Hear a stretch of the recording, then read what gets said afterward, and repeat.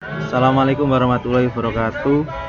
Perkenalkan, nama saya Rian Rizky Kusuma dari D4 Sistem Kelistrikan 4F. Saya akan menunjukkan pengoperasian farmset untuk mengubah rasio CT. Pertama, kita buka aplikasi. Kita open folder dari farmset, program farmset VF2. Setelah kita buka, masukkan password 2, lalu apply. Kemudian berikut contoh dari gambar dari farmset tersebut atau menu-menunya. Nah, kita pertama rubah dulu main location, misalkan GI Mauspati, gardu induk Mauspati.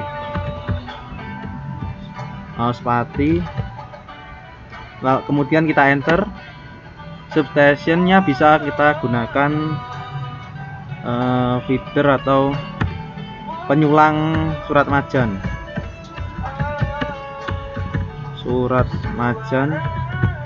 Kita enter juga.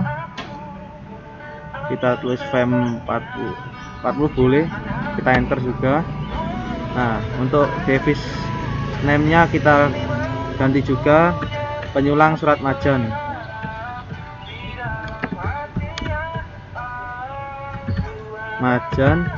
Kita enter juga. OCR kita ganti FEM 40, kemudian enter. Ini untuk motor kita ganti dengan feeder. Oke. Untuk mengubah rasio dari CT, bisa menekan menu scaling ini, bisa merubah rasio CT maupun PT. Untuk CT primer ini yang atas, kita bisa atur misalkan berapa, 500 ampere. Kemudian di enter 5, misalkan 5. Kemudian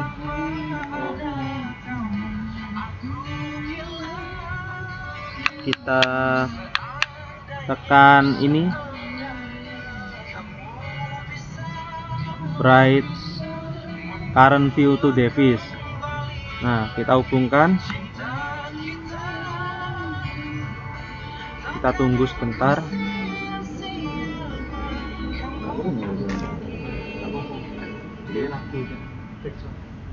Ini tidak bisa karena belum terhubung atau terkoneksi dengan alatnya. Nah, cannot. Lalu kita akan OK.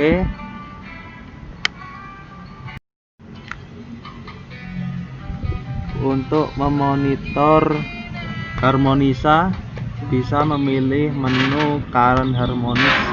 Nah, di sini terdapat di L1 THD atau total harmonic distortion, dan juga bisa memonitor secara mandiri arus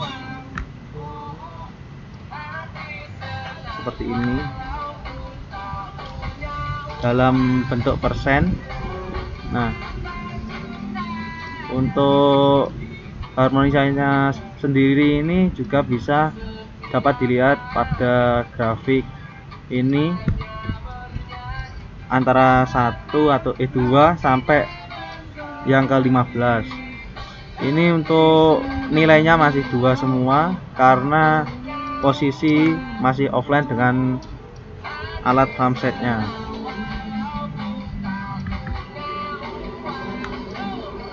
Nanti kalau sudah diuji coba dengan pengukuran alat, maka ini atau nilainya akan berubah. Selanjutnya, untuk mengetahui keseimbangan pembebanan bisa melihat pada menu fasor diagram atau diagram fasor. Nah, pada menu ini bisa melihat fasor arus juga. Dengan aplikasi ini posisi sekarang masih bernilai 0 semua karena belum terhubung pada alat. Nah, untuk warna panah ini merah, kuning, biru untuk mengetahui fasanya, yaitu untuk merah misalkan fasa R, kuning fasa S, dan biru fasa T. Apabila ini dipasang pada suatu alatnya, maka panah ini akan menyesuaikan pembebanan atau arusnya. Nah, misalkan yang merah ini di posisi sudut 0, fasor sudut diagramnya untuk fasa S di 120 derajat, ataupun yang biru ini di 240 derajat. Nah, pada pembebanan ini bisa melihat ke real time-nya, bisa mengetahui seimbang atau tidaknya. Nah,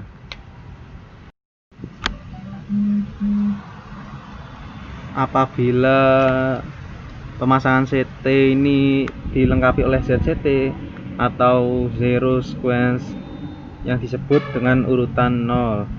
Jadi untuk melihat pada menu urutan pada 0-nya ini bisa tahu seimbang atau tidak antara per fasa. Ini arus zero sequence ini adalah arus yang mengalir pada netral. Jadi apabila pengkoneksian pumpsetnya itu dengan open delta connection, maka kita bisa mengetahui bahwa tegangan atau arusnya itu seimbang atau tidak dengan aplikasi ini.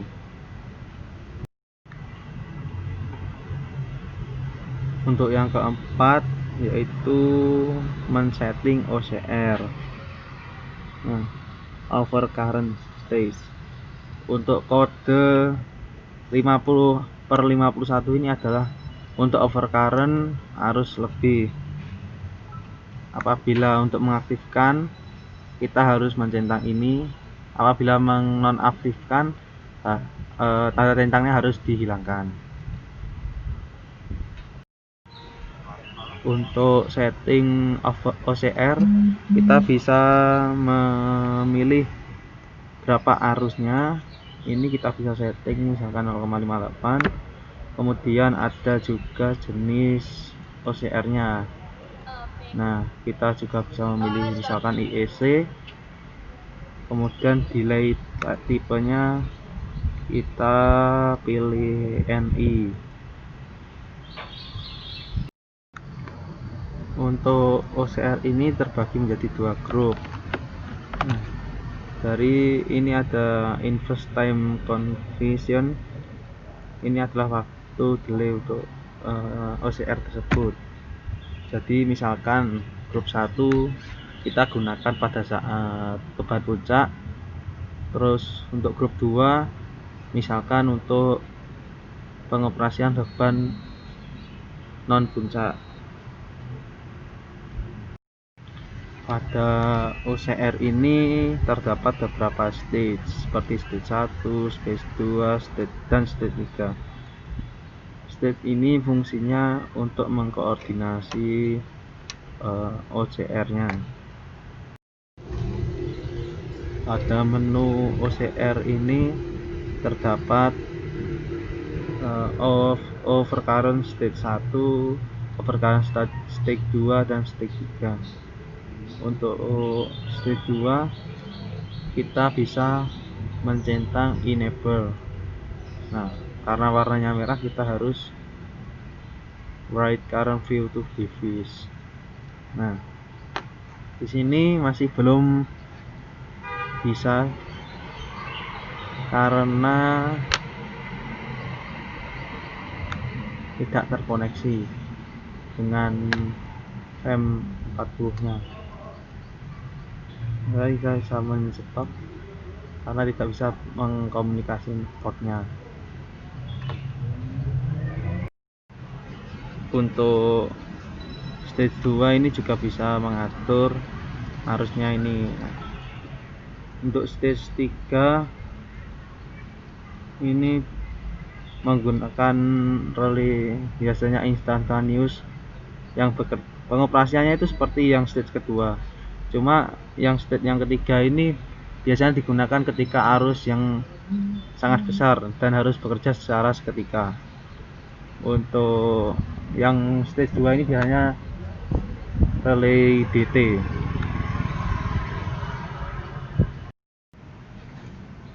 Untuk bisa menghubungkan antara aplikasi VM40 dengan alatnya ini, kita bisa menggunakan konfigurasi yang telah disediakan. Ini bisa berupa Modbus ataupun Profibus. Nah, biasanya kita bisa menggunakan IEC 608705103. Untuk bisa menggunakannya, kita bisa menghubungkan langsung dengan alat agar bisa mengetahui settingan kita untuk di percobaan pengukuran. Terima kasih banyak atas perhatiannya. Saya Rianski Kusuma mengucapkan Assalamualaikum warahmatullahi wabarakatuh.